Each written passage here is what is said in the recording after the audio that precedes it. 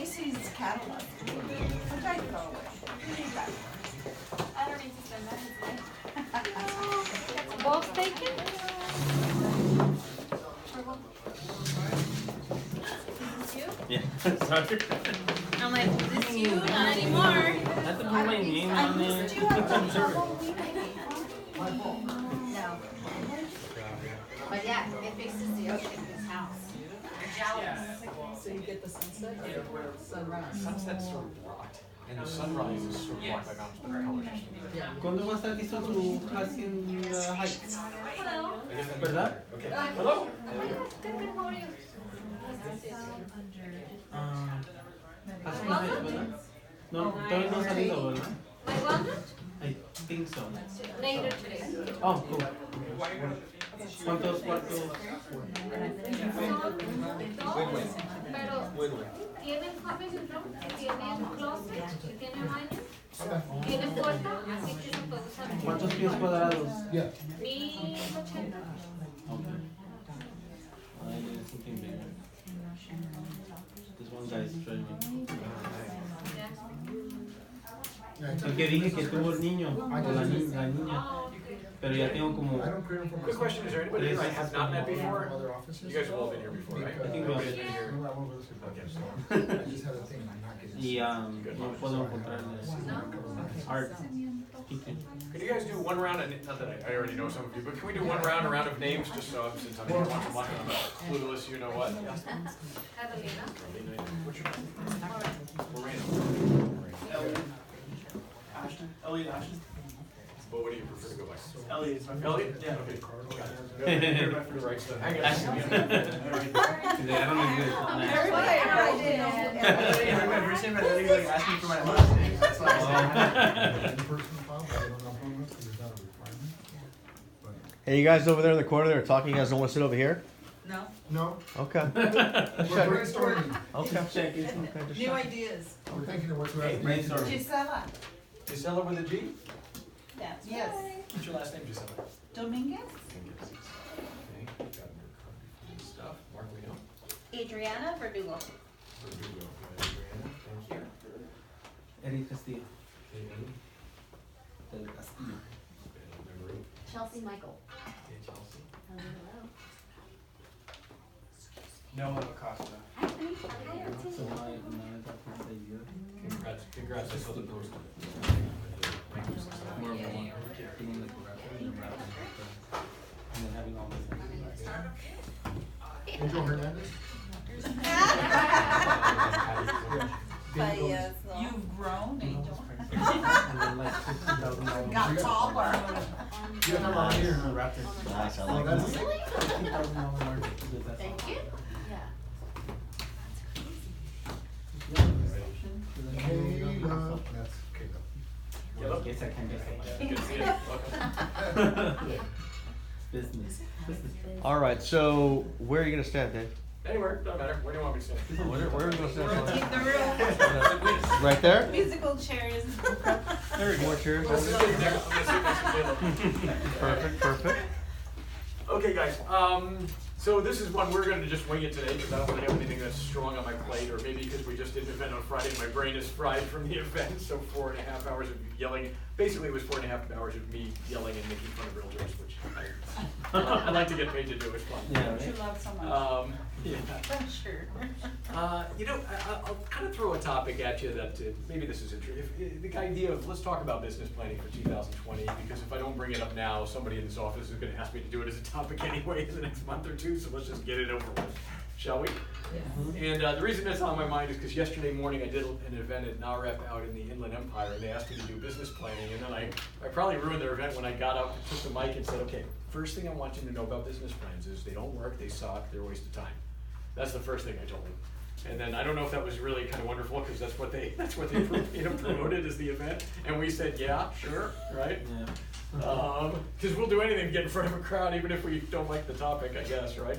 But then I told them, okay, so here's why. The reason why is because when I was in my 20s and early 30s, I was in Crescent Jewelers, and I'll never forget, there was a Christmas season where like all the department heads were getting all stressed out because they had to put together projections by week for the next year, and their strategic plan, and the CEO was intimidating, and it was like budget time or whatever it was, and they'd all do this planning, get this stuff in.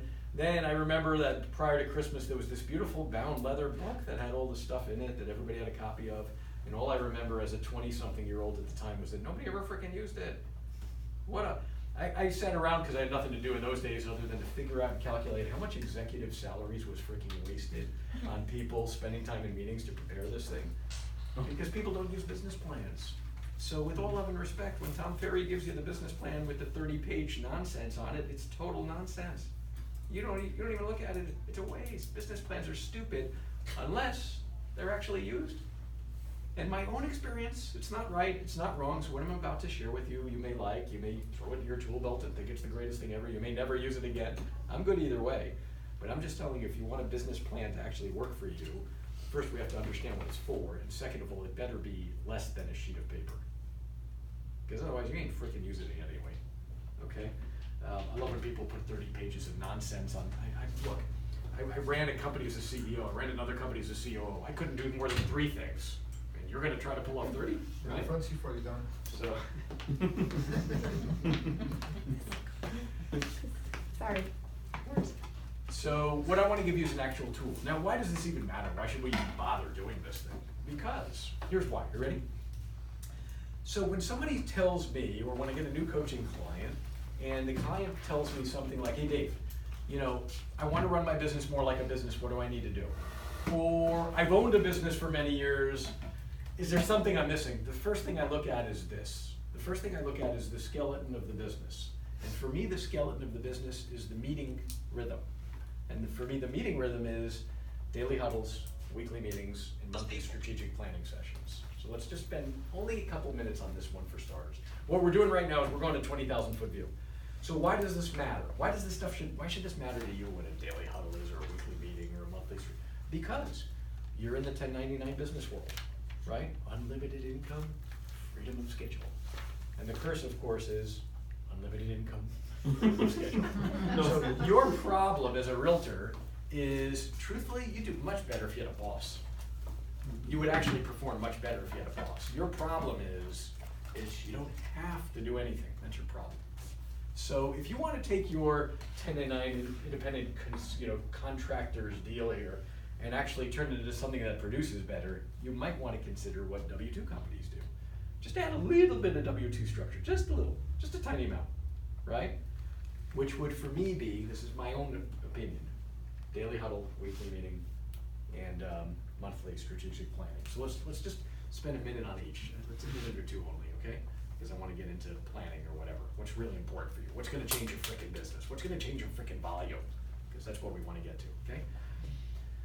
Number one, the daily huddle is the ultimate form of accountability. And a daily huddle is, let's just pretend that 10 or 12 of you in this room decide you want to do a daily huddle together, right? A daily huddle, this is the way they teach it in business schools, and I like it. This is actually daily huddle, weekly meeting, monthly strategic planning session. If you're wondering where is it best taught, it's best taught in a book, a really crazy book called Scaling Up by a consulting rock star named Vern Harnish, who's still alive. So Vern Harnish, V-E-R-N-E, last name is H-A-R-N-I-S-H, Harnish. Vern Harnish wrote a book 20, 30 years ago that's really kind of a classic in how to run a business like a business called The Rockefeller Habits. And it's all about, like, it's kind of like an MBA, the little book. And, you know, if you're a little attention to detail oriented, you probably love his stuff. If not, you might find it a little dry, but it's pretty good. It's pretty good stuff. He wrote a recent book, now that I didn't even know he was still alive. He just wrote it up, kind of a recent book or addendum called Scaling Up. And in this book, Scaling Up, he has a very small section on what he calls the meeting rhythm. And he argues that the faster an organization pulses, the faster it grows. In other words, the more frequently it meets, you gotta be a little careful with that one, the faster it grows. Now, you gotta be careful because there is death by meetings. Like some organizations, they do meetings, they're a total freaking waste of time, right? Mm-hmm. But what he's talking about is in meetings with intentionality and purpose, specifically daily huddle, weekly meeting, monthly strategic planning. I believe in those three, and I do all three in my own business. That's how much I believe in, okay? So let's go through them. A daily huddle is super short, and it's the ultimate in daily accountability. It's a bunch of people getting together. Let's just assume all of you guys did it, right? You don't have to be in person. It could be in person. It's better if it is, but it doesn't matter. It could be by Zoom. It could be by phone. It doesn't matter. And it's 1 minute per person. That's it. The best huddles are 6 people or fewer. Why? Because you're not there to waste freaking time. You're there to just kind of do your accountability and get to work. Because you got to get to work. So let's just imagine Carolina goes first, right? And it's her 1 minute. Now, the best daily huddles, if you're doing it in person, standing. Why standing? Because you're not there to have a freaking meeting and get into social conversation. You're there to report and get out. You got to go to work. So she has 1 minute to share 3 things. Number 1, what were my numbers from yesterday? Number 2, what are my numbers gonna be today? And number 3, where am I stuck? That's it. That's it. I can tell you, yesterday we signed up, and my numbers for yesterday, we signed up 4 people for the database program. Today we're trying to do 4,000 in sales, and we have a list of 10 people to choose from, and I've got 3 coaching, I'm packed with coaching sessions today. And then number 3 is where am I stuck? I think where I'm stuck right now is I need to hire somebody to be an onboarding person for new clients because we're starting to onboard people faster. That's it. That would be my short answer for today. Got it? And then tomorrow, I'll do, well, today I did blah, blah, blah, and here's what I want to do tomorrow, and here's where I'm stuck, and I'm probably going to say the same freaking stuck tomorrow. But if you say it enough times, it's unlikely to remain being you're stuck because you're not about to just let that thing have to report on the same stupid thing for 3, 4, 5, 6 consecutive weeks without taking action. That's why the daily huddle is powerful. Make sense? And it's also a way to kind of report numbers. Now, here's the problem with the daily huddle. Most people will take an accountability partner that's just as undisciplined as they are. How stupid is that, right? You're not going to change your business if you hang out with people that also don't do anything, right? So you better get somebody like, for example, Rosalind, who works with me. She's lucky. She's got me as an accountability partner, and she can't outwork me, if you get my drift. So when we're texting numbers back and forth to each other every day, and she knows and I know what hit the bank account so far this month because we texted this morning to each other, and she's trying to hit some crazy ass sales goal for this month, and she's got 6 bank deposits left in this month because we got till next week, right? And she's texting me her targets for today, which is kind of hilarious. Here's the names of people she wants to close and how much she wants to close them for, and then how much of that big list does she really want to hit today, right?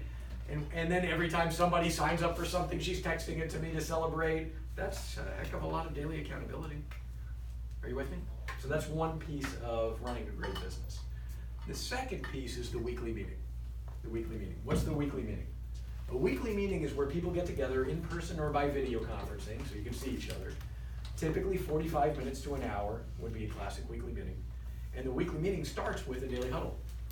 And then when the 5-10 minute daily huddle is done, then a great weekly meeting is when you get a whiteboard out and everybody in the group is trying to help one person in the group solve their stuck by whiteboarding a ton of possibilities and ideas. That's a great weekly meeting. Weekly meeting continues the process of metrics and accountability, but it does it for the whole organization. Nobody likes to speak their numbers out loud. They want to speak out good numbers, so it makes people want to work and get results. But also there's this possibility thinking that's created when people are brainstorming, solving ideas. It tells the whole organization, nothing's insurmountable. We can break through and make stuff happen. Okay, let's move on. That's the weekly meeting. If you go to a Fortune 500 company, and I don't care what department you're participating in a freaking weekly meeting. But then you get to the 1099 world of real estate, nobody does shit. It's pretty interesting, right? There's no structure whatsoever, there's no accountability whatsoever, there's no reporting of things whatsoever, it's just dumb. You're getting the gift of 1099, but also the curse of 1099. What you need is the gift of both. You need to be independent, so you ain't reporting to anybody, but you need the structure, just a little bit. The third piece of this process, or the structure, if you will, the infrastructure of a great business, is the monthly meeting, strategic planning session / quarterly. Let's just call it monthly for now. So let me tell you what this looks like. Imagine the 12 or whatever of us in this room are the leadership team at let's just say Coca-Cola down in Atlanta, okay? So did you know that even though we're the rock star leadership team of Coca-Cola, we're all getting paid big bucks because we're all super talented leaders or whatever, but once a month we have something called a call with our board of directors. So there are these hot shots from around the world, mostly from different industries, And our company is paying them a significant sum of money to have them appear on our board. And we're doing a call where we're reporting our results to them every month on an hour and a half or 2-hour call, and then getting their feedback and recommendations. Oh, and by the way, we do that every month, but every third month, all these hotshots fly in from around the world to Atlanta and spend the whole day with us, sometimes 2 days, to review everything in our business. Financials, strategic plans, updates, and everything else. Here's a question, my pop quiz for you. Why on earth would the leadership team at Coca-Cola spend a fortune to bring all these hotshots from other industries once a month on a call, or once a quarter in person? You tell me why. Growth. Okay, growth, good, because? Explain just a little. Because they're gonna strategize. Okay, so in other words, these guys are super sharp, guys and gals are super sharp and can help us grow. Yes. Different industries and just different feedback from different parts of the world. Different perspective, different feedback, right? Yeah. Or let me put it in more blunt terms. We're paying them all this money because we think they can help us make a ton more money with their ideas and with their participation. But then there's the realtor. So the realtor who does nothing and doesn't do daily huddles or weekly meetings and doesn't have any accountability whatsoever. And then they also don't do anything that resembles strategic planning sessions monthly. Right. If Coca-Cola is willing to spend 7 figures a year on having these people fly in and be available, okay, why wouldn't we do something like this? Why wouldn't we get an outsider's perspective or outsiders' perspectives on our businesses once a month? Does that make sense? Okay? Why wouldn't we do that? I mean, look, I can coach you, but you know who I can't coach? Me. I really suck at coaching me. I can coach you big time. I can't coach me because I can't see my own blind spots. I can't diagnose my own golf swing. We need outsiders to help. Okay? I can't do it, right? That's why I need mentors. And some of you know my story. In 2013, I spent $60,000 for 1 year for a coach, Keith Cunningham, and then I did it again in 2014. He was that good. I don't know anybody that spends that much money on coaching. Certainly not my clients. I don't charge like that, right? But it doesn't matter. From 2015 to 2019, it's been the best business results and financial results of my life by freaking mile. Right. Interesting? So my question for you is, did it help? And the answer is heck yeah. You know why? Because I hung out with a guy. You know what Keith Cunningham's worth now? He boasted to me only a few months ago that he's finally hit 9 figures in net worth. Wow. 9 figures. What's his name? Keith Cunningham. If you go, he travels with Tony Robbins and does the Wealth Mastery events as the primary speaker. But if you also if you look at Robert Kiyosaki's first edition only of Rich Dad Poor Dad, in the front cover, inside front cover, he says, "Thank you to my rich dad, Keith Cunningham." And then they had an argument, and he was no longer given credit after that. So that was my coach, who I wasted. At the time, that was my thinking. You know who arm twisted me into it? My wife. Yeah, that's Keith. So my wife arm twisted me into it. I was the one that was scared Was about he spending there that much money. in March? Oh wait, I lost Was he him. with him in March? Is he the African American guy? No, No. no. No, he's the guy with big hair. He's like 69 years old now. Yeah. He's just a coach, is that his main? He's a business coach, and he owns small businesses, and I don't know why he works for me. That's Keith. I just love him. He's a total straight shooter. Yeah, he's a little bit old school Texas with his twang and all, but I don't know why he works for me for whatever reason. He just cracks me up. So, and he's really good. So, and he likes to tell it like it is. He doesn't sugarcoat stuff and all that kind of stuff. So it's good. It's good. Anyway. So why am I mentioning all this? Because we're talking about business planning. So what does that have to do with anything? Well, if you're going to get together every month and talk with some outsiders or an outsider or a couple of outsiders and review your business with higher level people, like you might want to do with Angel and Patty, or you might want to do with, I mean, you've got resources, or you might want to do it. Who you guys tell me, who else in this office would be super to sit in front of? Like Angel would be kind of being obvious, Angel and Patty maybe Donna. together. Kevin. Kevin. Okay. Kevin. Donna. So Esther. why wouldn't you, I'm just saying, why wouldn't you get, bribe Angel and Patty and Donna and Kevin or whatever with lattes or lunch or whatever, and say, I need 20 minutes of your time. You don't even have to say once a month. I just need 20 minutes of your time. I got to review with you, my strategic plan. And you just share with them your one page, which we're about to do, and the update to it, Ooh, right? nice. And then when it's over, you say, great. What day next month am I going to buy you lattes and ply you with pizzas and bribe you to spend time listening to this and giving me feedback next month? For just 20 minutes. Okay? Dude. Now let me prove a point for a minute. I've said this before, so this won't be, for some of you who've heard this. Imagine I come here every month, or I come here every other week now, and I start bringing my buddies, Jeff Bezos, Mark Zuckerberg, Bill Gates, Warren Buffett, pick anyone else you want, Jay-Z, I don't know. And I come with all of my buddies every other week for an entire year, and we do 1 hour, 2 hour, just conversation and session. What does your business look like in a year? Amazing. And everybody always says the same thing, like, wow. Why? Why?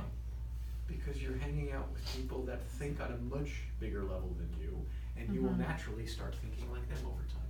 In fact, your expectations of yourself, you'll start getting disgusted and dissatisfied with where you are. And you alone will say, enough, I gotta change this now. Yeah. And you will change it. So what I'm trying to tell you is, if we want to go back to business planning for a minute, because I want to give you a very, very simple template for a 2020 business plan, which I think is far more powerful than all the complex shit that's out there, right? And the key to the whole thing is not just to design this, which we're going to do now together for you, but the whole key to this thing is meeting with 1 or 2 or 3 or 4 people to review it on a monthly basis. And if you do that, your business will be transformed. I don't give a crap what interest rates are like next year, and I don't care about the economy. I care about your business. And your business will grow if you get better at running a business. And your business will shrink if you get worse. And if you don't get any better or any worse, which is what most people in real estate do, they don't get better or worse every year. They just do the same old stuff. And then they just go up and down with the economy, right? Tide is rising. It's like the quote, right? The Warren Buffett quote. When the tide is rising, it carries all ships. But then the rest of his quote is, and when the tide is going out, that's when you see who's swimming naked. And that's a Warren Buffett quote. But everybody forgets part 2, right? Oh, they're thinking, just because the economy and interest rates are good right now doesn't mean that you've gotten better. It could mean you've not gotten better at all. Interesting? Yes. So what we have to do now is we have to go and build a foundation under this thing so that no matter what happens in the next few years, it don't matter. I have people tell me all the time, Dave, how can you be coaching all these people in real estate? What happens when real estate goes down? And I'm like, dude, I don't care. My funnel is so freaking flooded because we're so good at being bold about flooding the funnel. Because we don't care what rejection, what unsubscribes, we don't care about that stuff. We're good about it. We don't like hearing it, but we take it and we keep going. We're so good at doing that it's hard to imagine any kind of downturn ever, to be honest with you. I'm not saying we have total control over everything, that's somebody else's hands. But that, hey, we can manifest results in business. So I want to go through this little half pager, 1 pager, whatever you want to call it. I'm not even going to give you a handout for it because you can do it yourself. So let's start, shall we? Let's start. This is going to be you're going to design in 20 minutes or whatever. Maybe we'll take longer if we tell stories to explain, but you're going to design your 2020 business plan. And by the way, just because it's October 22nd, 3rd, does not mean you can't start using it now.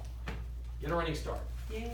Okay, because the next, as you know, the next 2 months are basically your first quarter for next year. So if you're going to start going to sleep now, I'll just say this in simple, lovely, plain English: you're stupid. How's that? It's just dumb. It's like when people start shutting down. It's holiday time.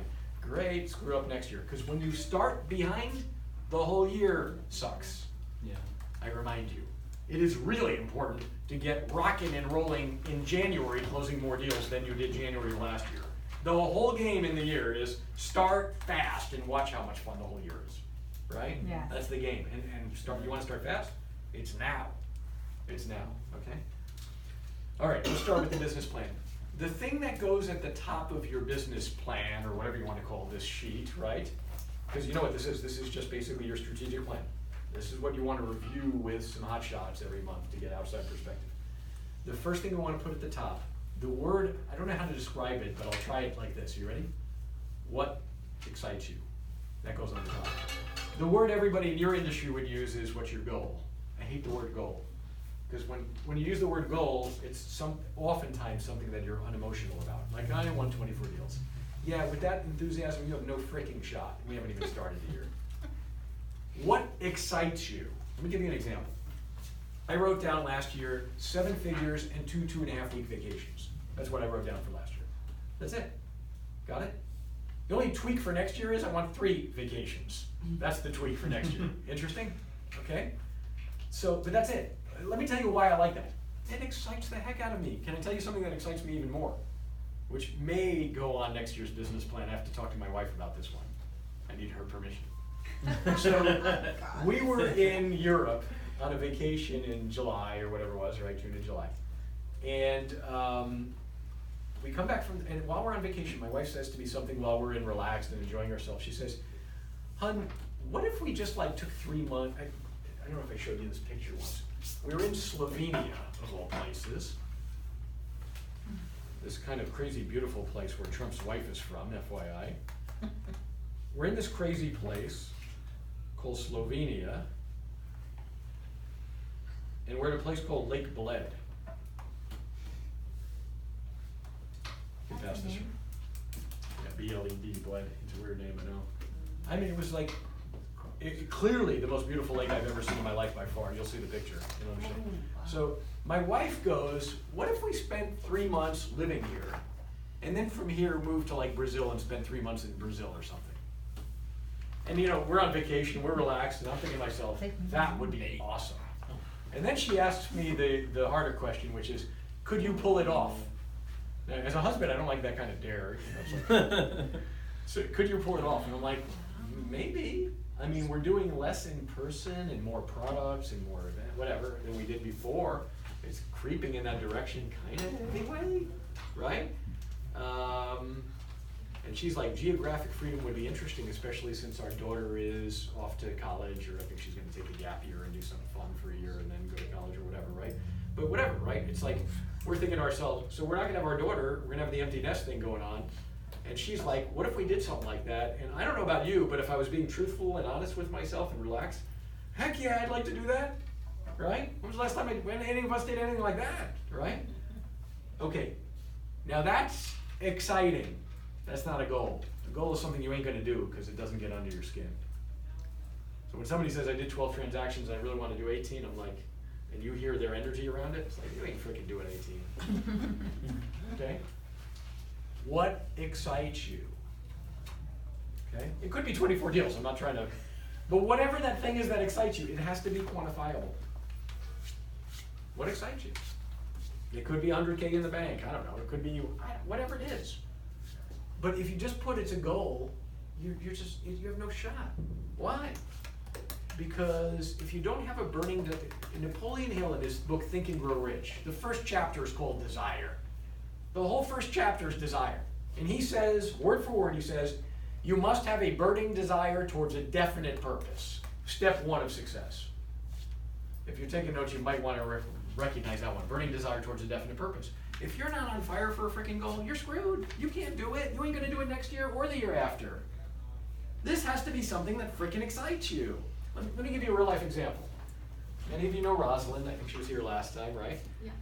So Rosalind said, we got back from this vacation. We came back, I told you the crazy story. We wanted to hit this crazy goal of making 40K or whatever it was. Not that the numbers matter, not that we need the money, okay? But what I'm trying to say is Rosalind comes back and sells 90 grand in product 2 months ago and 89 last month. So guess what her goal is this month? 100,000 she wants to sell this month. And I'm thinking to myself, I didn't say this to her, of course, because I'm a good leader. But my stupid negative thoughts were, you have no freaking shot doing 100K. We've already done so much upselling to our existing clients, there's not gonna be any of that left. But we do have this event this month or whatever, okay? So, but she's obsessed with this idea. Now, it's great for her. She's making a lot more money than she did before, whatever. It's all great for her. I'm happy for her, right? And I'm happy for me, and I'm happy for whatever, right? But she's obsessed with the number 100K. And she's mentioned it already like 2 months, like, damn, we didn't get to, when she did the 90, damn. And then the next month, the 89, she's like, we got to do the 100. So she keeps texting me about it, but I keep texting her every morning with where she's at. And so this morning, at 6:17 in the morning, because we have a burning desire towards a definite purpose, and I don't need the money, but it doesn't matter, it's a game. If you don't view business as a totally exciting, engaging game, you're screwed. You're not going to build anything. 6:17 in the morning, I texted her, 80,771 with 6 days to go this month. That's her sales, okay? And then she texts me, and I put, I think we need about 4K-ish for the next 3 days to make it, because it depends on when things hit the bank account, doesn't matter. And she put, then she says, oh, I got some more sales yesterday, I didn't report it to you. And she texts me with the names and the dollar amounts and all these flame emojis or whatever she does, right? It's like her way of ringing the bell and doing the virtual thing, right? so she's got more. And then she texts me, here's her priorities. Today she has $12,732 in targets, led by Christian Fuentes for $4,500. I have no idea what she wants to sell him, but that'll be entertaining, I'm sure. And a bunch of other names with dollar amounts. And then on the bottom she put goal 4,000. Does everybody understand we have a burning desire towards a definite purpose? And the goal of 100K doesn't even mean anything. It's just because we haven't done it. Are you on fire about your business like this or not? And most people are not. And then they wonder, why is my business not growing? Does this make sense? We're dying to do the 100K. For me, I was dying for years. How do I get to 7 figures? If you told me I could do that coaching instead of having a job at a company, I'd have done it 100 years ago. I didn't believe it. I was the person that was afraid of entrepreneurship. You have to be on fire for something. You have to. For some people, it's quitting a job. For other people, it's doing, X number. For other people, it's just paying off debt would be freaking exciting, right? For other people, it would be a certain dollar amount cushion in the bank so they could have some peace. I don't know what that thing. For other people, it's something personal. What excites you? What's that goal or whatever? And then number 2, the second thing you want to put, and that could be just a number. Like for me, 7 figures, 3 2.5-week vacations. That's it. That's my thing for 2020. I'm excited. That's all I want to do. Okay? What's the why? The second thing that you put underneath it is your why. Your reason that you're burning. Now, I like to say that there's something called a negative why and something called a positive why, and it's even better if you have both. Let me give you my own personal example, and you come up with your own, and you write it down, okay? So, my negative why. Why am I still grinding like a maniac? I'm not saying I could just stop working for the rest of my life. I'm not even wired like that, but why am I running like this right now? And I think it's deeply rooted in the fact that my parents argued about money like crazy when I was a kid.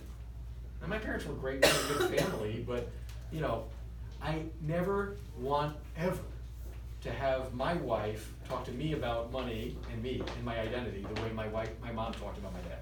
How's that for a statement? You get me? And I love my mom, and we had a great family growing up. But their arguments about money and their stuff with money and all this kind of stuff, I would call that my negative why. Everybody in this room has their version of a negative why. Everybody has a wrong side of the track story in some way. We all do. We all do. Got it? So what's that? It could be, grew up in this shit neighborhood or something. I don't know, not this one or any neighborhood. It could be that parents argued about money. It could be, we didn't have money for medical expenses for mom or dad or something. I don't know. But what's your why that makes you want to produce like this or be successful? It could be a teacher told you don't have what it takes. I don't know. The positive why is the fun one. It's the celebration when you hit a goal. Okay, story I like to tell, true story. About 4 years ago, we're in Fontana at our in-laws for Christmas. And my wife and I announced to our family that we have a goal for Dave's coaching income. And it wasn't much more than we were already at. Looked like it was going to be pretty easy to get there pretty quickly. When we get to this number, we'd like to take everyone on a cruise to the Caribbean. And it was like an Oprah moment where everybody was like cheering in the family, right? And then the worst thing happened.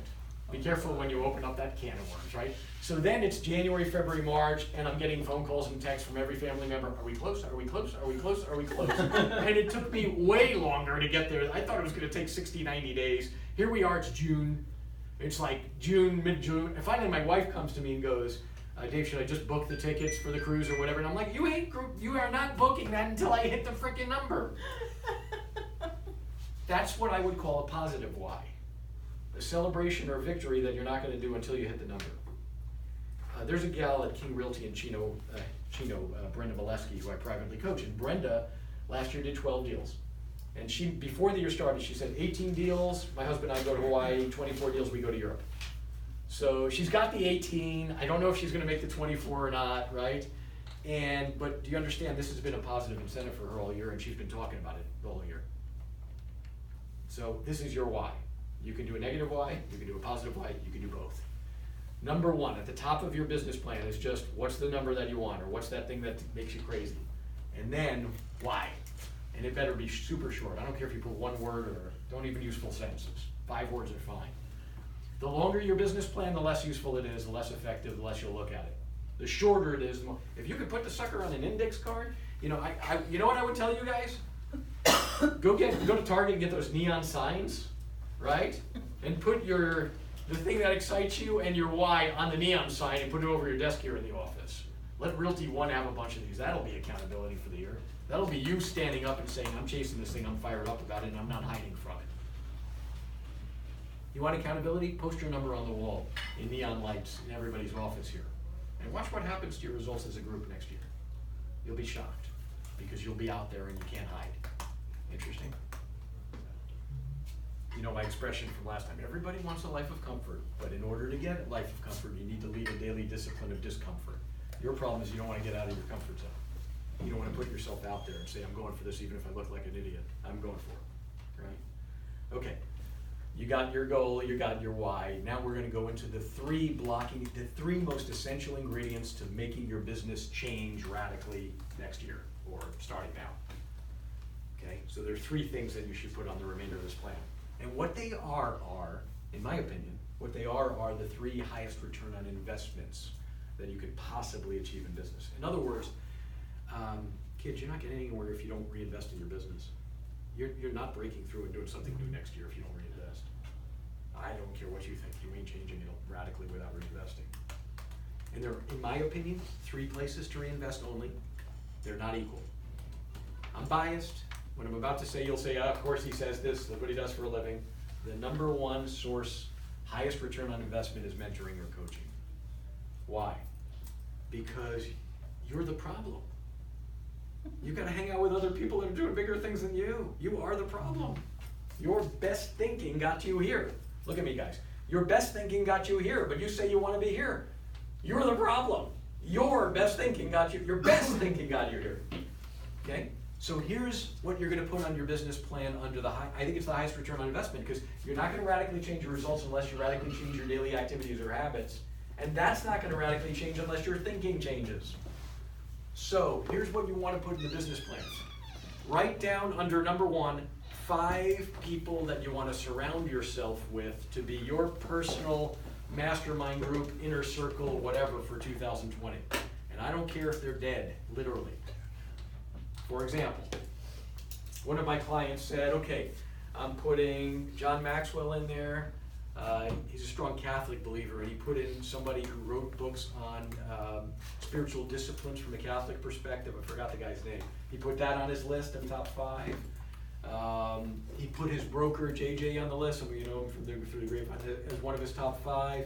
He put, who are the 5 people that you're going to feed yourself with intentionality like a big dog in 2020? Okay? It was funny, he put somebody else that was really well known, and then he said, I included you on my list, Dave, and I said, I don't know if I belong on that list, but thank you. Okay? Put who are the 5 people that you want to listen to all year long. They will change your business and your life. Are these is that part of the why, the number 2? Or is Well, that number 1 another- is your burning Exciting. desire. Number 2 is your why, Right. if you will, underneath that. Now we're going to go to 3, 4, and 5, which are the 3 pieces of blocking and tackling that are going to transform your business, the actual action items. So the 5 people are part of 2 or part of 3? I don't care what number you use. Call it number 3 if you want. It's just call it mentoring / coaching. Oh, you understand, you could pay for coaching, but you also got plenty of stuff for free. For Pete's sakes, if you like Steve Jobs and Warren Buffett and Bill Gates and all of them, you don't ever have to meet them. They're all over the frickin' YouTube. Okay? My question is, what do you listen to on the way down here to the office? My favorite story, I get a phone call. Jennifer Avalan, number 1 at Keller Williams Downey, calls up and says, I'm interested in coaching. Can I meet you, Dave? So I drive over there. And then I ask her, and she's super cool, and I ask her, Jennifer, what did you listen to on the way down here today? And she said, salsa. And I said, you're screwed. You have no shot. Because she's like, I want to go from 40 to 100 transactions. And I said, you're screwed. You have no shot. And she's like, how can you say that to me? I haven't even hired you yet. I'm still interviewing other coaches. And I'm like, I know, but you have no shot. I don't know what got into her. She hired me anyway. I don't know what's wrong with her. But listen to me. I'm not that I dislike salsa, but it's not going to change your frickin' business. It's not. What are you listening to? What are you reading? I don't know how I'm supposed to read while I'm driving, but I brought a book with me anyway. I'm so obsessed about this book right now, right? What am I going to do with it? Crash and read it? I don't know. It's my 3rd time through this stinking book.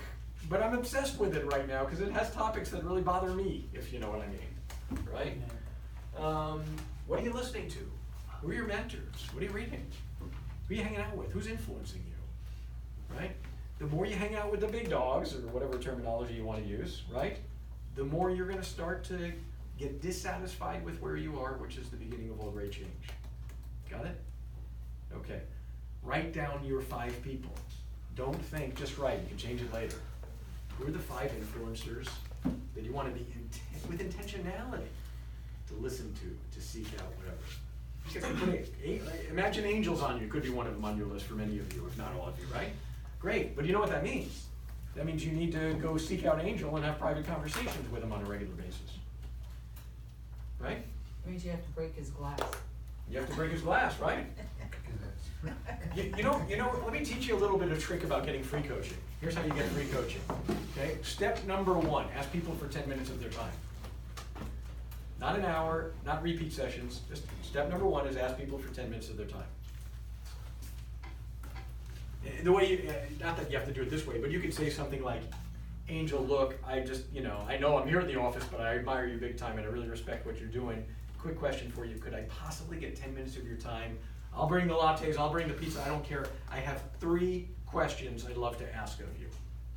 Okay, he might even say, just come on right now, what are they? Or he might schedule a time with you. Nobody's gonna say no to 10 minutes. Everybody's gonna say no to, I wanna meet with you monthly. Make sense? Okay?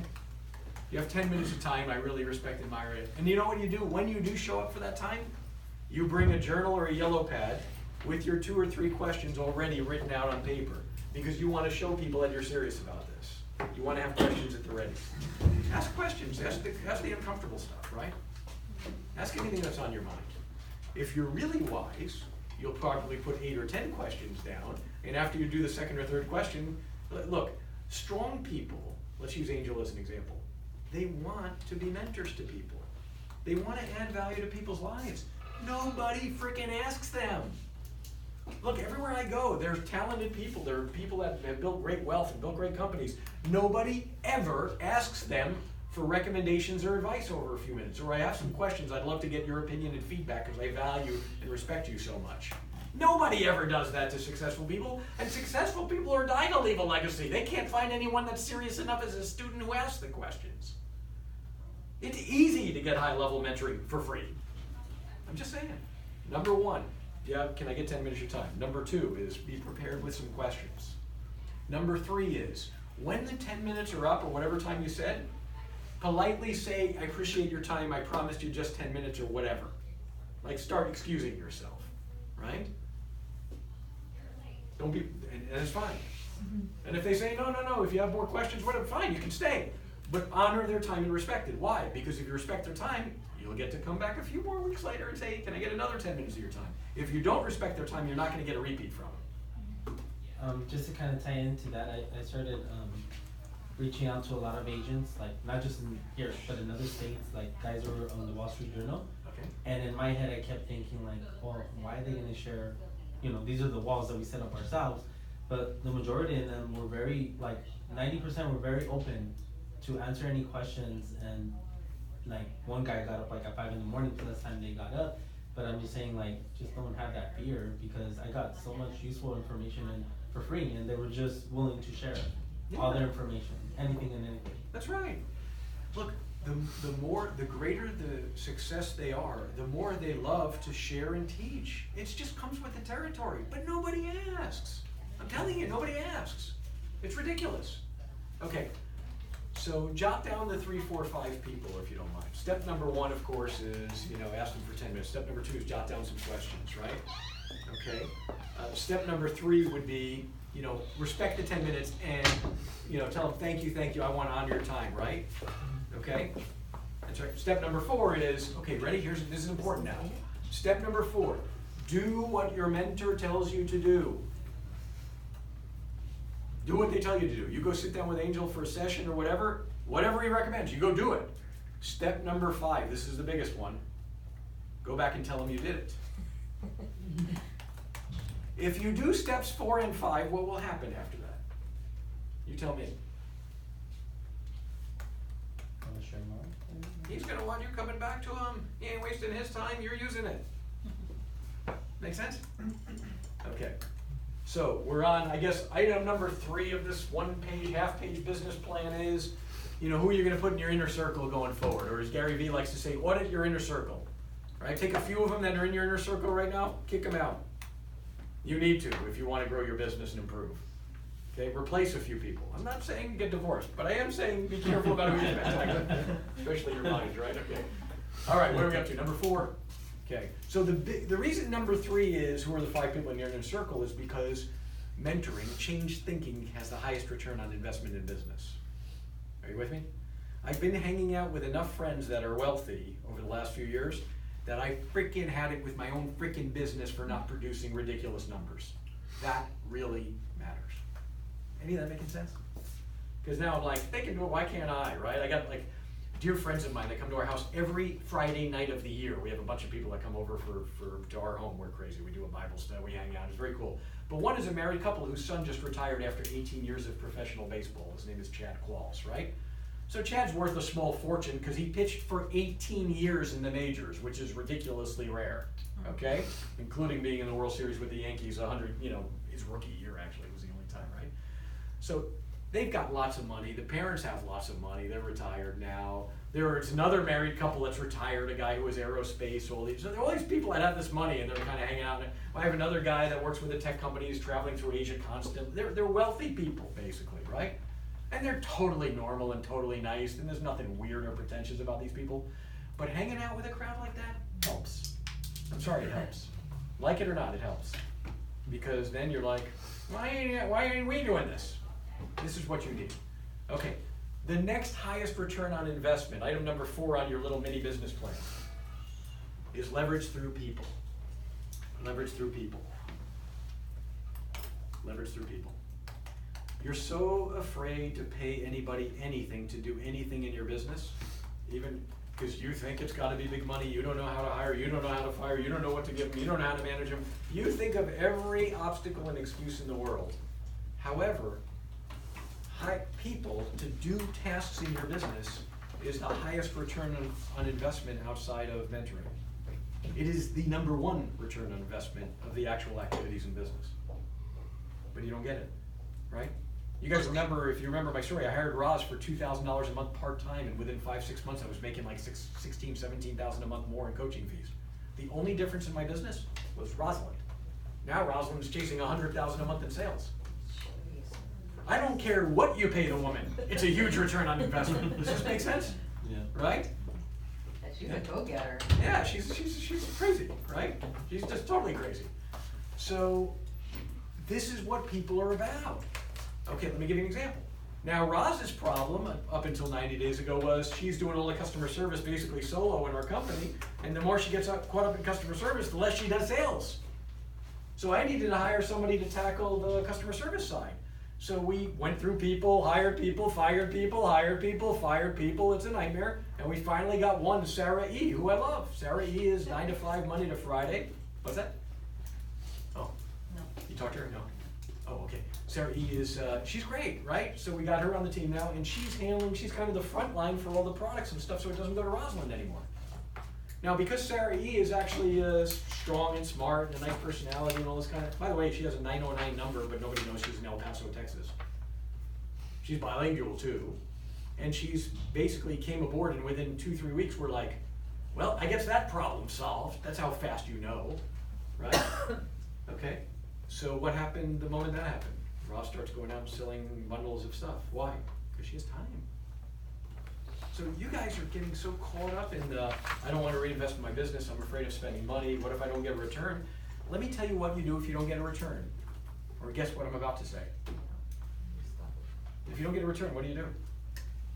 You fire them quickly, and you replace them with somebody new who's going to get you a return. And you just keep hiring. It is so easy, please listen to me carefully, it is so easy to build an awesome team of rock stars. There's only 3 steps. Number 1, hire. Number two, it gets easier. Observe. You don't have to do anything, just observe. Number 3, keep or replace. I'm going to tell you right now, when I hire people, I fire the bad ones with 90% of the time. I know within 7 days, and I fire within 7 days, 90% of the time. There are rare occasions. There's one guy on my team who I wasn't sure after 1 week. I leaned towards him, Rosalind leaned against him. We stuck it out, and he's proven to be really good, really good. And other people on the team are like, he's really good. He's just one of those, you know where the slow, if you want a little trick for identifying when you should be careful, this guy is a strong C on the DISC assessment. Analytic, attention to detail, more introverted than extroverted, perfectionist a little bit. That's the one personality type you might want to give a little more time. They hate deadlines. They want to do things right, okay? And so they'll be slower to tackle new things and go be brave and do stuff like I do, which is break glass and destroy things while I'm, make sense? So, but outside of that, you should not give anybody in grace. If you're not sure if they're the right person within 7 days, fire. Seriously. You know the old mantra, hire slow, fire fast. Bullshit. Total bullshit. You hire fast, fire fast. Because when you think hire slow, you have an excuse to take no action, to procrastinate, to be paralyzed. But we're trying to build a business here. You're not gonna build a business alone. It takes a village. It's me plus 13 and I'm the only coach. I'm trying to onboard number 14. I did some interviews over the weekend and I found one who I thought was great and a couple who I thought were good, and I sent the top 3 people to Rosalind and to Sarah E, and both of them were like, I don't know what you were thinking, Dave, we don't like any of them. And I'm like, oh crap, well I'm not gonna hire them if they hate her, right? So I'm back to the drawing board, I'm gonna send them more people. But why am I spending time doing first round of interviews? You should. Okay, maybe I should delegate that too, Yeah. but I will tell you this, that's how much I value people. How long are my interviews? 30 minutes. 25 minutes. Okay, An hour. 5 minutes. so here's how I do interviews, you ready? 15. Okay, yeah, I schedule them for, so, I use Upwork a lot for hiring now. Most of my team's from Upwork. So I'll go on Upwork like I did for this round of interviews, because we wanted somebody for a particular customer service-y task, right? And I'll message them through Upwork, you can text people through it, and I'll message them, are you available to chat at 8 a.m. tomorrow morning? And then the next one, are you available to chat at 8 a.m. tomorrow morning? And the next one, are you available to chat at 8:15 a.m. tomorrow morning? And the next one, 8:15, 8:30. I always do 2, because some will respond and some won't. And I always do them 15 minutes apart, because I'm not interested in spending time with them. I can judge them in 5 minutes. I'm not always right, and I don't have to be right. I'm not trying to be perfectionist. When do I know with certainty that I've hired a rock star? You tell me. During the interview process? No. Heck no. When you see results. Okay. First 2 Within days. 7 days. Yeah, I'll say, there's no right answer, so whatever you say I'm cool with. I'd say 6, 7 days, 5, 6, 7 days. 90% of the time, rock star, good, crappy. The only thing I'd be careful of is with the attention to detail, perfectionist, conscientious types on the DISC assessment. Give them a little more time, maybe not. Interesting? So I'm on Zoom with somebody at 8 o'clock, and if both of them say yes to 8 o'clock, I'll move one of them, right? But I'll get on at 8 o'clock, and then the 8:15 person I give everybody the same login. And I always do video conferencing, and yes, I wanna see what they look like, and yes, I judge them. Wow. So stop. I'm a coach, and I have my own company, and nobody can sue me for saying these things. But I'm gonna tell it like it is, and I don't really care what's PC, okay? I look at people, I wanna see what they look like, and yes, it matters, it tells you a lot about a person, contrary to bullshit culture, right? Mhm. I want to know, okay? So when I'm interviewing, I start at 8 o'clock. The 8:15 interview gets on the same Zoom line at what time, typically? Take a guess. 8:12, 8:13, right? Usually they get on a few minutes early, not always, but, which I love, why? Because it helps me close out that interview faster. I don't need 15 freaking minutes.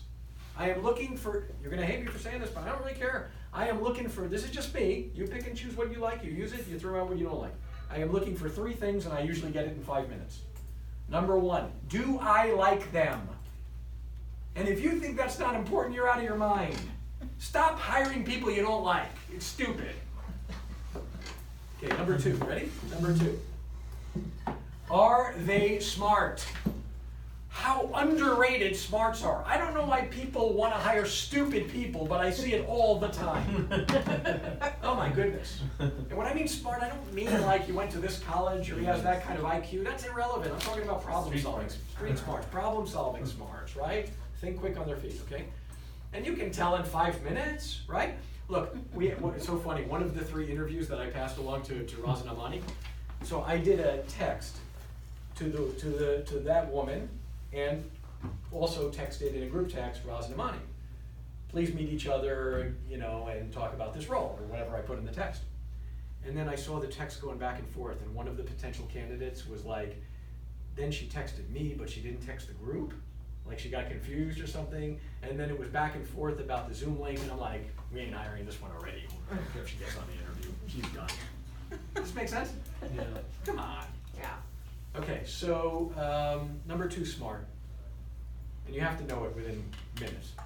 Number 3, this is a weird one, but I want to sense some kind of urgency, some kind of impatient buzz. Okay? Now, I want to caution you on this one. Sometimes, again, when you get the high C on the DISC assessment, the techie types, they'll be more mellow, and they won't have that buzz to them, if you will. And they're still strong. So just want to qualify that one personality type. Well, wouldn't it matter on the position you're hiring for? Like what kind of type you want? Yeah, but even from the task-oriented ones or the techie-oriented ones, I still want to feel some sense of urgency, if that makes sense. I still want to get that sense from them. I don't want laid-back people. I just don't. I don't want people that don't seem like it matters right now. It's terrible for my culture. Make sense? Okay. So that's my, it's not right, it's not wrong, it's just our kind of goofy style of doing this, right? Second round of interviews, I always pass it on to 1 or 2 people on my team. They interview together. Everybody has veto power. Every person on my team has veto power. One person, I don't have the whole team interview. I just have my leaders, my right-hand people interview, which is, they're basically 3 people, but usually it's, you know, Roz Namani and Sarah E. And if either one of them is like, I'm not sure, I'm not hiring. I want it to be unanimous. I want us all to buy in. It doesn't, by the way, we can still fire the person 5 days later, but I want us all to at least agree on the hires. Is that cool? Okay. Here's what we're gonna do for number 4 on your business plan, which is return on investment from, you know, leverage through people. Write down 3 things that you're gonna delegate to someone else in the next year, that you're gonna get off your plate. This is a big one for me. FYI, for those of you that are already kind of near 6 figures or over 6 figures, this is the biggest one on your sheet for next year. Just an FYI. This is the most important thing. Because your paradigm is I can make 6 figures by working harder, but you have no idea how to grow a business from there. And the reason is because you're used to doing it yourself like an operator instead of an owner. An operator says, nobody can do it as well as I can. An operator says, if I want to make more money, I just have to work more. An operator says those stupid things, right? Okay? A coach, like use a coach as an example. An operator would say, you know, I'm just gonna coach. But an owner says, I'm not gonna coach 4 billion people in a month. I'm gonna have products and other things so I can scale. I want a business, right? Okay. Write down 3 things. Can any one of you in this room share, if you don't mind sharing what you put down to delegate for this year? And I don't care what you put, I'm in. For my contacts. Oh, like database you mean or something? Yeah. Okay, database. What else? What else did you put down for delegating this year? Paperwork. Paperwork. Loan paperwork. Loan paperwork, excellent, good. Good. Mailers. Mailers as well? Like the monthly marketing, you know, somebody to prepare for, you know, the monthly marketing that's gonna go out or. Okay, good. Prepare the monthly marketing. Anything else you put down? Not yet. Okay. I would say for me, since like I put up a lot of open house signs, is eventually hire someone to help me to do it. Good. So it's not, because that's cutting a lot of time and utilizing that time to either door knock or do something productive. Love it, love it, Yeah. love it. An inside sales agent. Inside sales agent, excellent. Doing specifically, calling who? Like everything, whether it's going through the database or, you know, new leads that come in, getting leads. Good, I love it, love it. FYI, for you guys. So if you put up the open house signs, what you are saying to the world is, I want to get paid minimum wage. I'm an open house sign putter-upper. That's literally what it means. I'm not saying that. And I do think that when I'm like taking them down and people are looking at me, they probably think I'm the help. Yeah, well, yeah. I mean, it is. And I don't care about what they think, you know, Yeah. I'm more thinking about what do you want to use your time for, right? So I'll give you my own, so we're in the same boat on this one. So I still go to like Ralph's with the frickin' 5-gallon bottles of water to go fill them up. And I keep asking because we have like a gardener who's really amazing and like likes to do anything for money, and he's really great and disciplined and a good guy. So I keep telling my wife, because I'm like, can you please ask him to do this? And she keeps like procrastinating on asking him, and it's making me kooky, because like even this weekend, I'm like, I'm gonna have to go get my frickin' bottles of water filled up. This is, look, don't take this the wrong way. No. Don't take it the wrong way. This is not about pride or arrogance. This is more important than that. This is about identity. And if you don't think your self-worth is gonna dictate your net worth, you're out of your mind. This is all about your identity and confidence that comes with it. So I'm gonna encourage you all. And- What about the exercise element to it? If you like that, then do Calories it. in, calories out. Yeah. Burn it. Standing with the bottle, I don't think is really good, caloric, yeah. But even like what you're saying is just, is not a, that you think you're a peer, no, it's not even about that, it's just being smart with your time. Even like the smaller thing, like I used to, me and my wife used to have into arguments in terms of, hiring someone to cut grass. To me, I'm like, what am I doing? I could do it, that's not even an issue, but I'm wasting time. That's the way I see it. In my head, I'm losing money. So More money. let's have some fun with this one as an example because this is like, this is, Eddie's the only one with this problem because he's the only one that is afraid to lever in this room. Everybody else here is so super cool. So let's do this as an example. It's like, honestly, how much do you think you'd have to pay somebody to put up the open house signs? Just give me a number off the top of your head. You do it for free with us, There you go, right? Well, that's partial, but I do more. I do like about 70 signs, so maybe, Okay. I wanna say, It's about $150. You wanna volunteer, Andy, on that one? but the problem is that I do a lot of open houses. How much? So give me, how much in a week would it cost for you to get all of the open house signs put up? Realistically, give me a number. What do you think? $2 $15 an hour. $150. And then we say 3 hours a day. 3 hours a day, how many days a week? I will say 5. 5, 15, so let's say $15 an hour or something. We'll round up 20 hours. Just Okay, 20 hours times, how much per hour? $15 an hour, I don't know. I would say $15. Okay, that's $300 a week, $1,200 a month, got it? Mhm. 3 hours a day, okay? Times 5 days is basically 60 16 hours 16 we're talking. hours. You're talking about 60 hours a month, dude, right? How many appointments can you create for yourself by using 60 hours a month? I have to get something from door knocking, or to door knock the neighborhood before. What do you think you'd get from door knocking 60 hours a month, or 3 hours a day, if you actually used it? I would think one deal or one buyer, one something. Okay, so one deal a month that closes, one deal every other month if you wanna be conservative, I don't care. Mhm. Let's say one every other month, okay? What's your commission on one deal typically around here? About 7. Make it easy. Yeah, about 10, yeah. So you would be making, you're saying you'd make $5,000 a month more, cause you close a deal once every other month, on your $1,200 investment. Okay, who in this room would invest $1,200 to get back 5,000? It's a 4-time return on investment. Marketing world says 10-time return on investment is the holy grail. 3, 4, 5 is totally solid, like doubles and triples. Mhm. Okay, you'd probably do more than that actually with 3 hours a day is a lot, right? Especially if you hammered the database and did warm stuff in addition to cold stuff, right?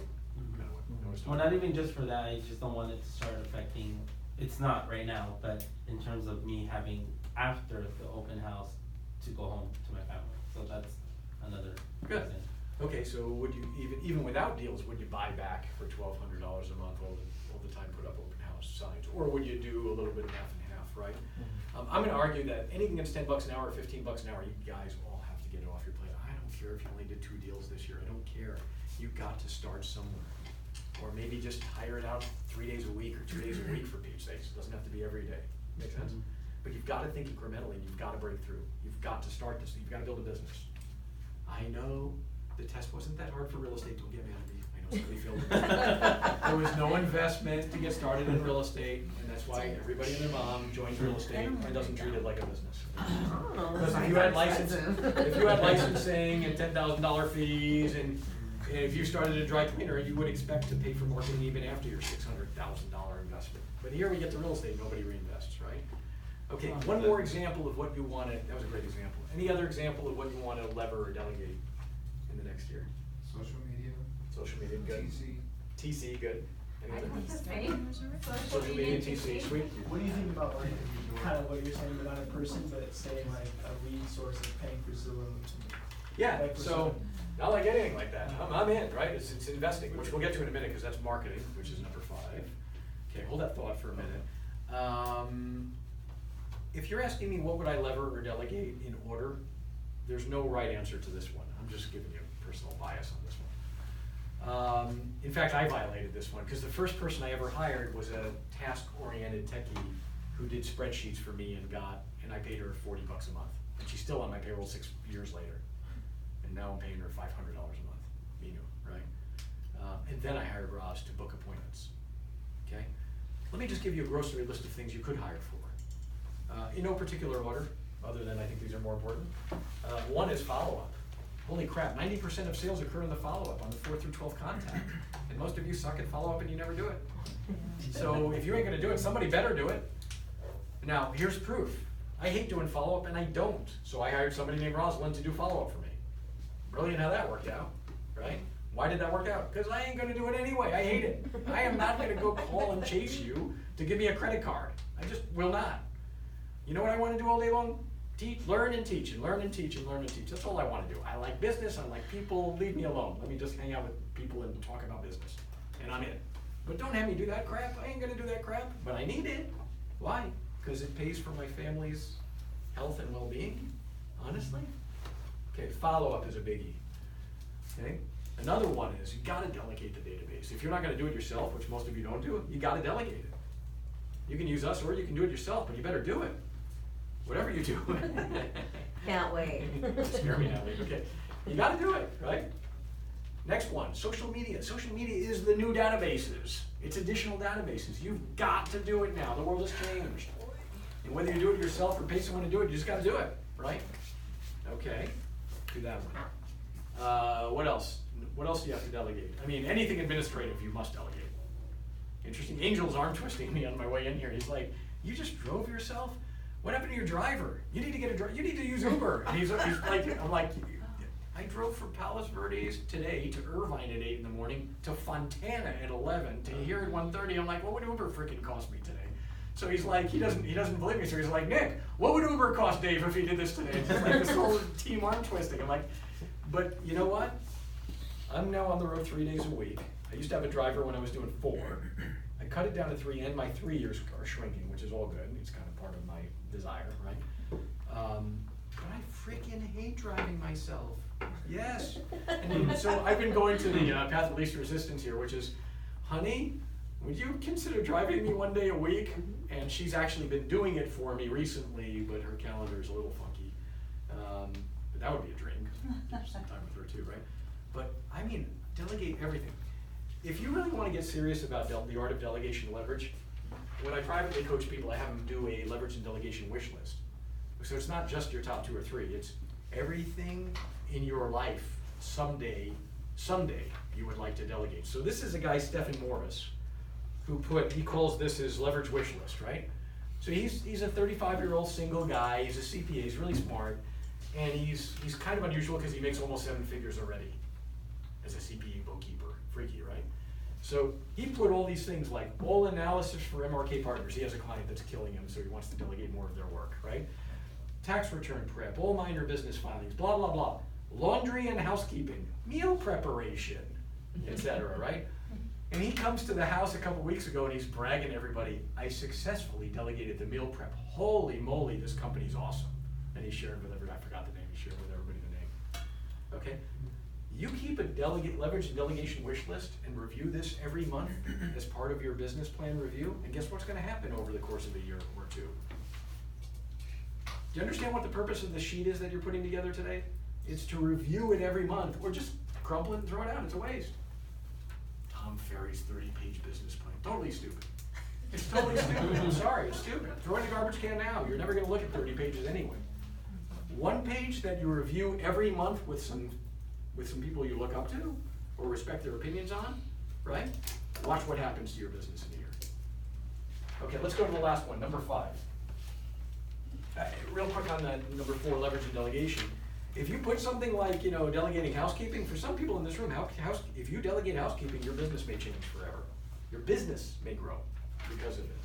We all need to relieve burdens, whatever that burden is. Fair enough? Okay, let's go to the last one, number 5. Number 5 is if you will, this is the third great lever in business. The first great one is mentoring and coaching, in my opinion. Number 2 is people. Number 3 is marketing. So we end up with marketing now. And what I want you to put under marketing are basically 3 things. Which 3 marketing channels which 3 marketing channels only will you do in 2020? I do not allow more than 3 with my private clients. Why? Because when they do more than 3, they never do any. Okay? When they write down more than 3, they're unfocused, and they never do any of them anyway. 3, I like 3. And when we write down these 3, I'll give you some tricks on how to sequence them, but you also want to put a measurable metric next to it. Okay? For example, in our business, our 3 are, and I'll do it a little differently from you guys. Number 1 is LionDesk, our database. This is for me, it's our database. Specifically texting and emailing.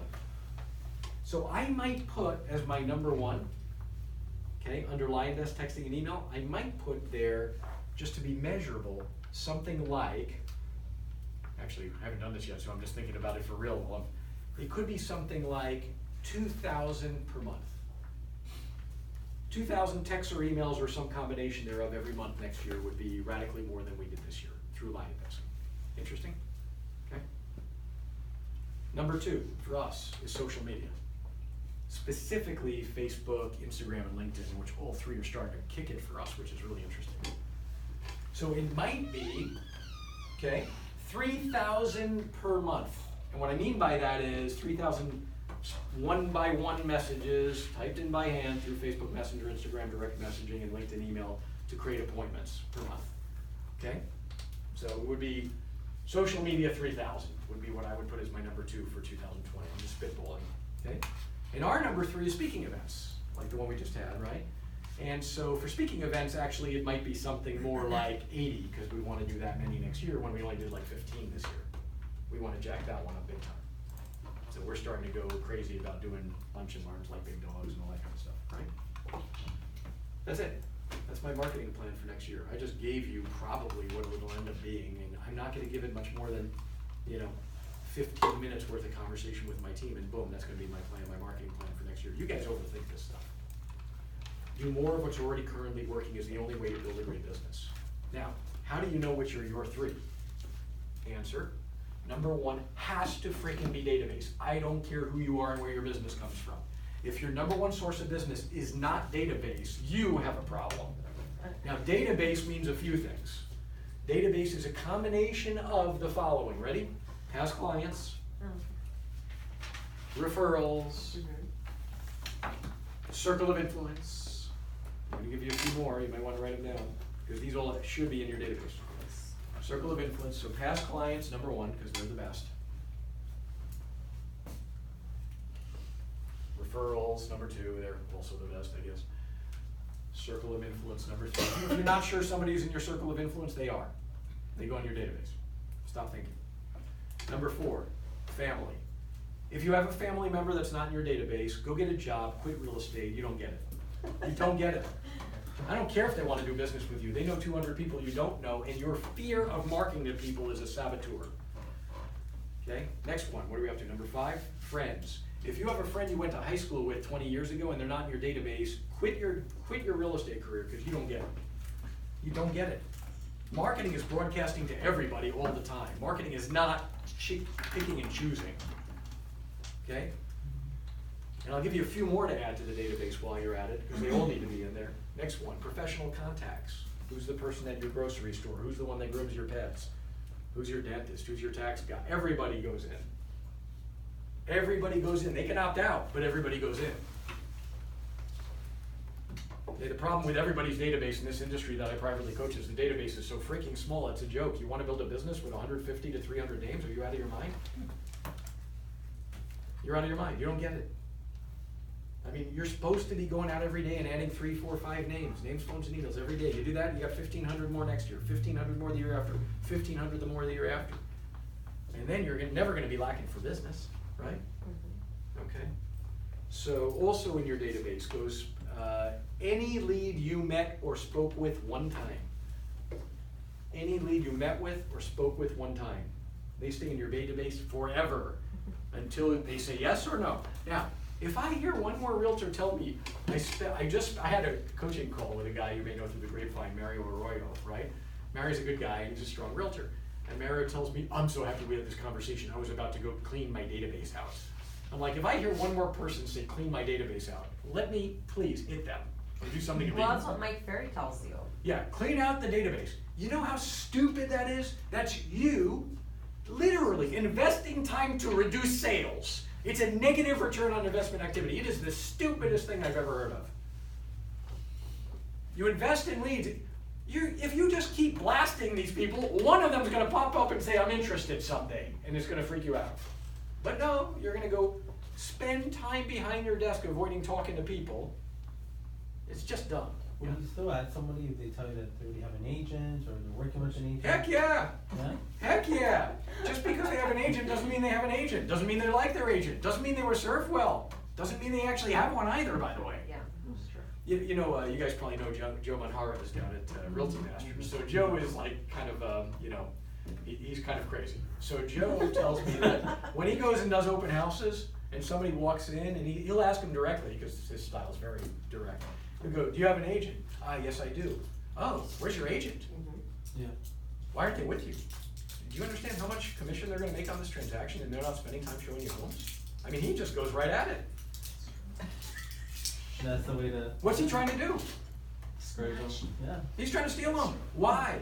Because, look, I'm not ashamed to tell people, don't you dare freaking coach with Mike or Tom Ferry. It's a waste of money. They'll charge you $600 or $1,000 a month. Craig Proctor's $1,500 a month. I'm $200 a month, and it's me. You don't get one of their freaking coaches. Yeah. And you get to come to my house every month for an in-person small group mastermind, and we do daily accountability. Look, I tell people, I have one gal who said, I'm going to quit Craig Proctor, and when I'm done, I'll start coaching with you. I said, you start coaching now. Go argue with Craig Proctor and ask for your money back. Right? What are you guys afraid of? What's wrong with your self-worth and your identity? Don't you know that you have value? Apparently not.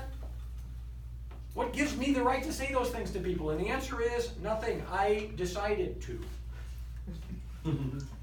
So I encourage you to decide to also. Yeah, Mr. and Mrs. What's your name, Mr. and Mrs. Jones? Nice to meet you. Your realtor didn't come with you? Really?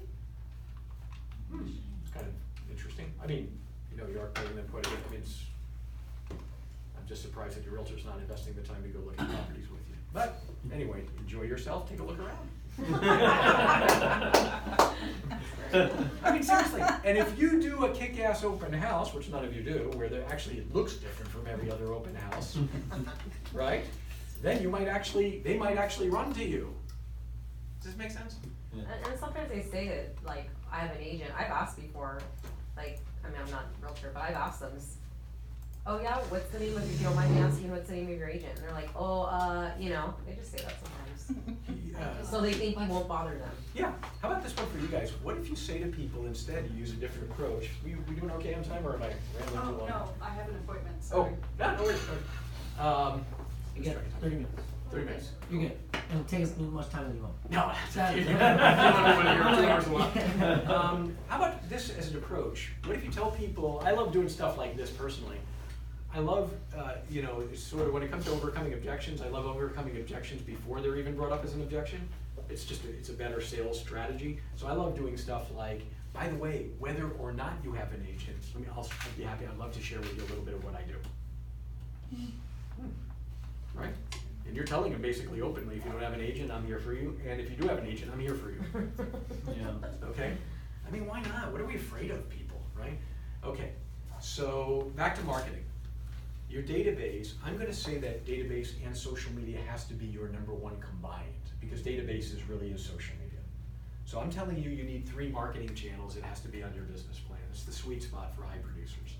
2 or 3, but I like 3, okay? So how do you know what those 3 should be? Well, #1 has to be database and social media. The world has changed. It's just the world has changed. That's where all the action is right now, right?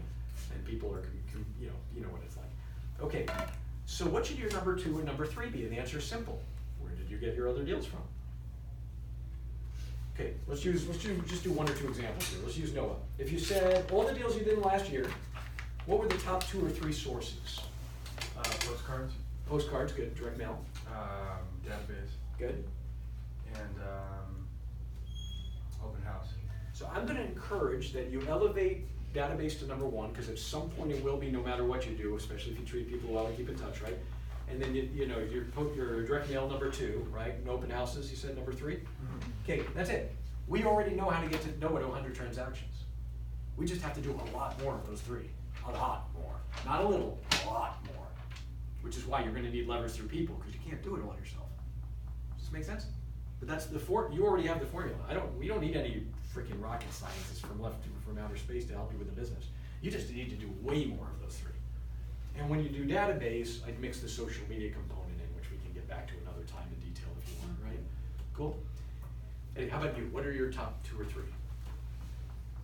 The open houses have been working well for me. Okay. And, I've gotten warm leads and nothing solid yet, door knocking. Okay. Those are the 2 that I've done cold calling, but haven't had any success yet. So again, this is just me. Database, social media, number 1, and then I would do the door knocking, cold calling, right? That's 2 and 3. But you have to put on this plan, if you're gonna write out those 3 channels, you gotta put a measurable metric next to it. What are the activities? So for me, I could just put database/social media, 5,000 messages a month. Okay, and that's over and above like posting and stuff. This is 5,000 little messages to create appointments, which we can talk about again if you want, what that means, because it's powerful, right? It's how do you create appointments from your database? My number 2, but you heard, you have to have a number there. What's the activity number? That's way more than you did this year, because if you want to increase the thing, you're gonna have to do more. And if you want, I'd rather go into a knife fight with a gun. So whatever you're gonna put there, make it a lot more than last year and go do it.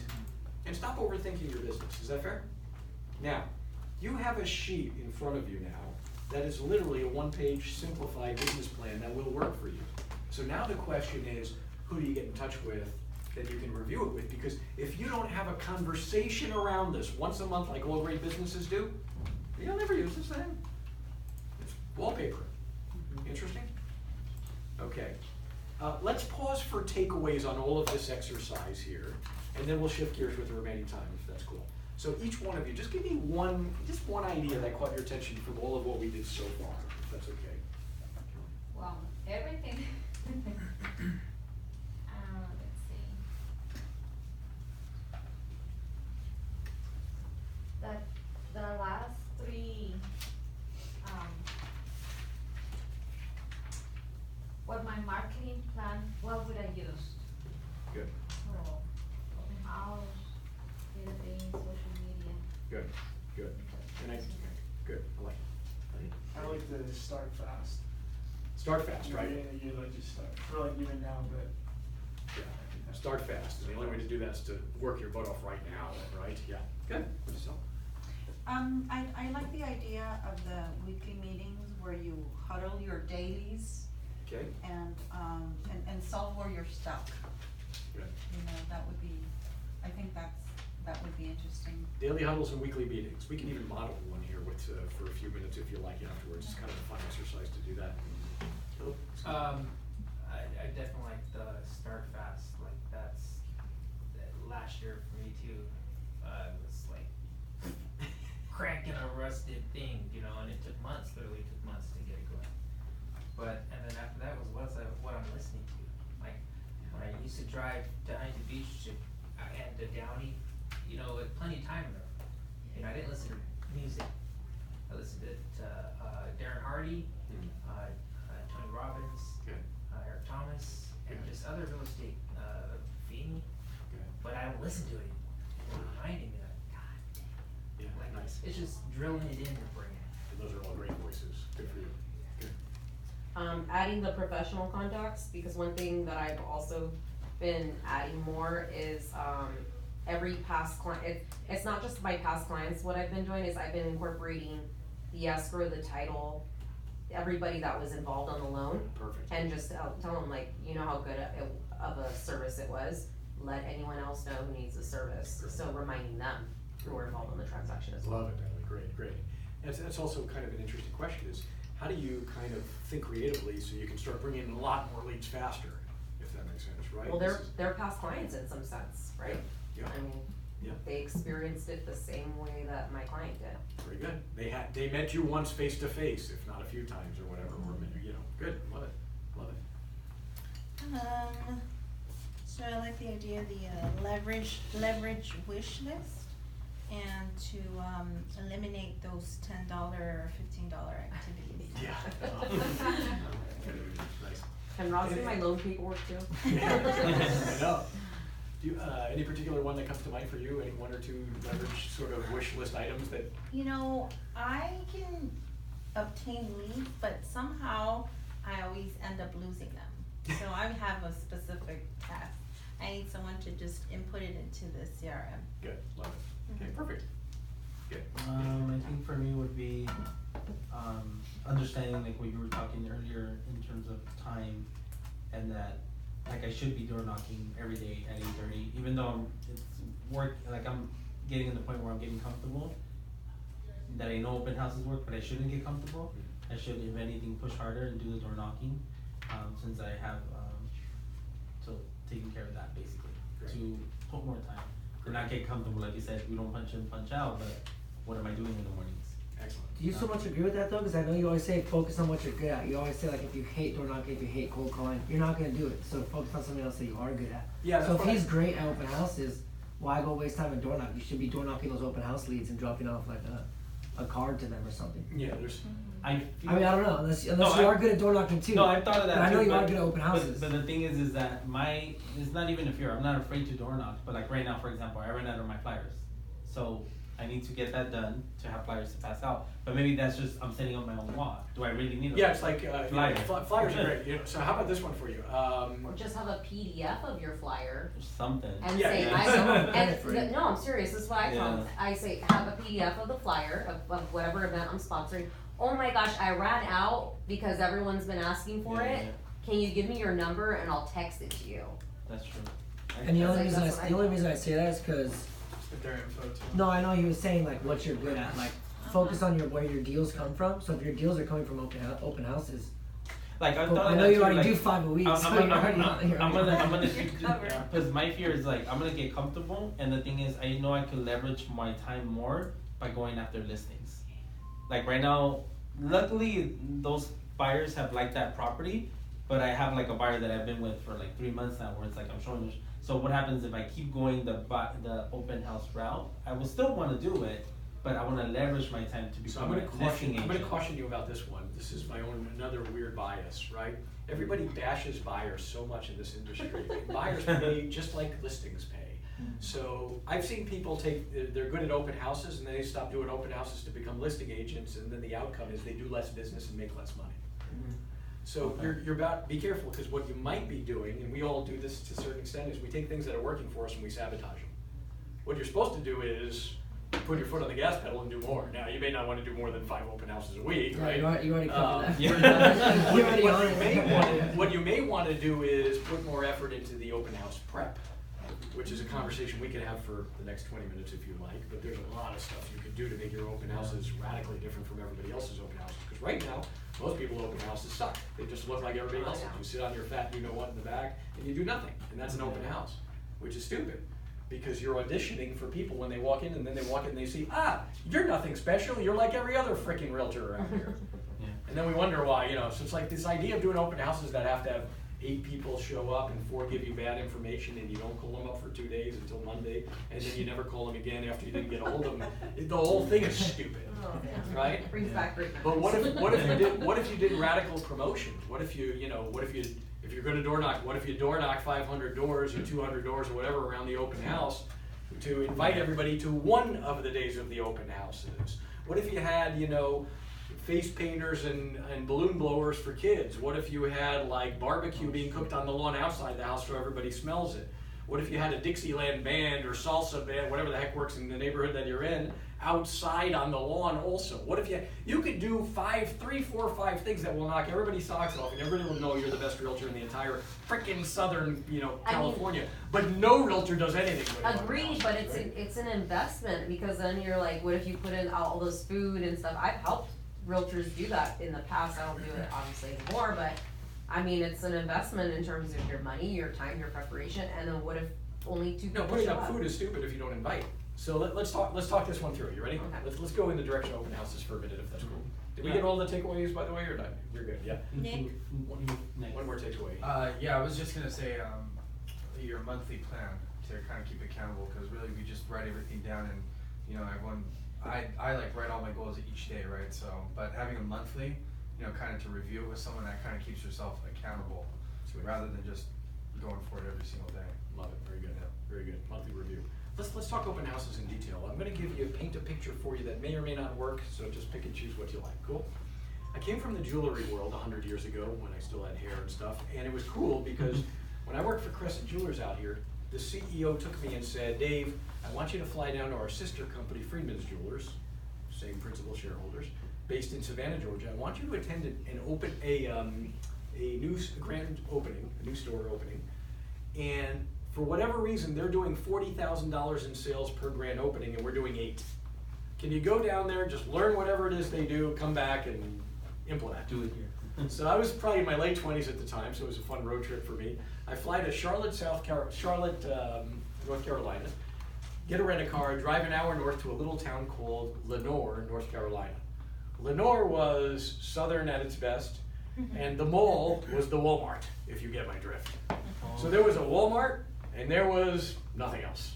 And the Walmart had a couple of stores next to it, and freakishly, the Freedman's Jeweler store that was about to open was opening up right next to the door of the Walmart, in the Walmart anchored shopping center. That's like being center court of the mall in a big town, right? So I get there, and I'm gonna share with you the grand opening process they shared with me. If you wanna take notes, take notes. You might find some ideas, even though it's a different industry, that might work for you for open houses. But here's the punchline first. The punchline is, you don't get it. Realtors suck at open houses because they don't understand what it's for. Your open house is not to get a buyer, it's not to get the buyer for that, whatever. Your open house is your retail store. And clients are coming in and they're checking out you. You're on audition. It's your retail store. And it's great, you know why? Because they're coming to you and they're interested in real estate. Maybe some of them are looky-loos, like when my wife and I go into one because it looks pretty and we want to steal decoration ideas, but come on, man, it's like, but they're checking you out. So open houses are awesome. The problem is you don't prepare. In my industry, I don't even have to prepare. I have no competition. Who's gonna coach in person? I mean, seriously, who can you get to come here? Who's a business coach, not a real estate coach, and who would come in person? Nobody. No one. I have an interesting universe. It's easier for me than for you. You have 20,000 people within a 20-mile radius of this room doing what you do. And if you say, well, but I care about my customers, so does everybody else. Or I'm really good at the process, so are a ton of other people. You have a problem. You're in a very crowded marketplace. And as a marketing company would say, of which I used to run one, uniqueness is the currency of marketing. Uniqueness is what drives sales. What makes you different, radically different? What makes you world class? What makes you different? And you don't do anything in open houses. They're just dumb, right? My goodness. So I get down there, and the grand opening was on, and the details matter here. So you can write them down or not write them down, but the details matter. The grand opening was on a Saturday. Why? Because that's the day, kiddos. So if you're gonna do a grand opening event or an open house event, you know, that you can do 5 days a week, but you're gonna promote the Saturday, right? And the preparation started the Wednesday, a week and a half before, 10 days of prep. Interesting? Yeah. So, the store manager, the new store manager for this new store, was not in charge of the grand opening process. Why? Because he sucked at it and didn't know how to do it.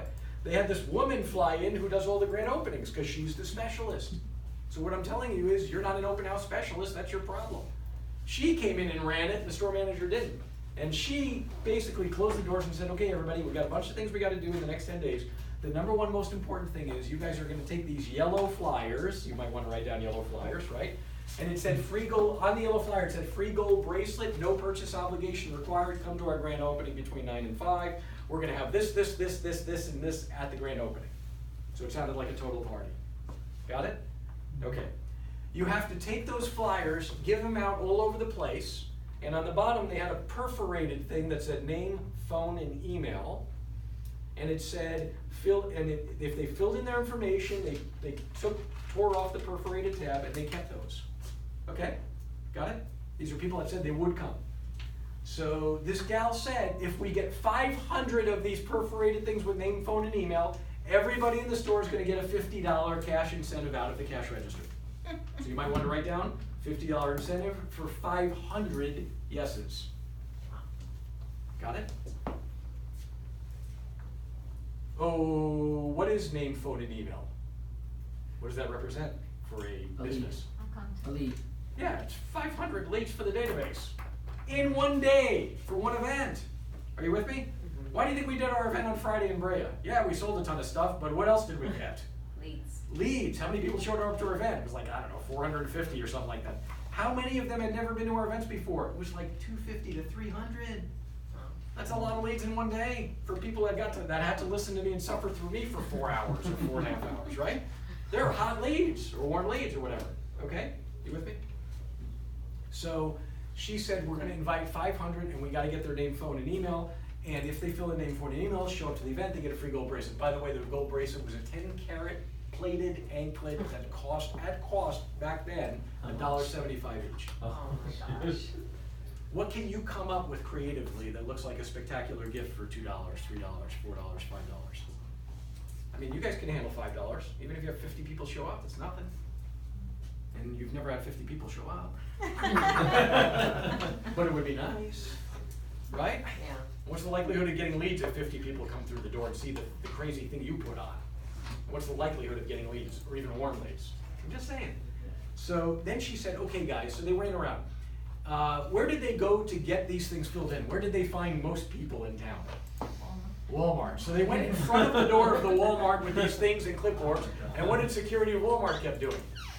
Kicking them out. And what did they keep doing? Coming back to Walmart and sneaking around. And then, I mean, this was basically the way it went for 10 days. How many did they get filled in 10 days? Probably more than 500. 600, exactly. It's like, of course they're going to do more than 500. Why? Because there's an incentive. Yeah. You could pay people to do this for you. Who said you have to be the one door knocking? It's true. Right? Maybe the flyer has your picture on it because you're the host. I mean, how hard is this stuff? Okay, let's keep going. They also, for the grand opening event, cater to the 5 senses, which I found to be an interesting strategy. This was literally what, I forgot the name of the gal that ran this thing. But she said, we intentionally cater to the 5 senses. So let's start with the sense of smell. What did they do for the sense of smell? They had barbecue literally being cooked outside the store in the parking lot as they were the whole day, right? And inside the store they had candles and cookies. For the sense of taste, all of the same stuff, right? For the sense of touch, if you will, I don't know what you would call the sense of touch, but skip touch. For the sense of sound, what did they have? Music. They had a Dixieland band outside, literally in front of the store, outside playing all day long, right? What am I missing? Sense of Sight. Sight. What do they have? Balloons. Freaking giant balloon arch, right? And this oversized grand opening banner that got them fined by the city. It was like, and here's the best part.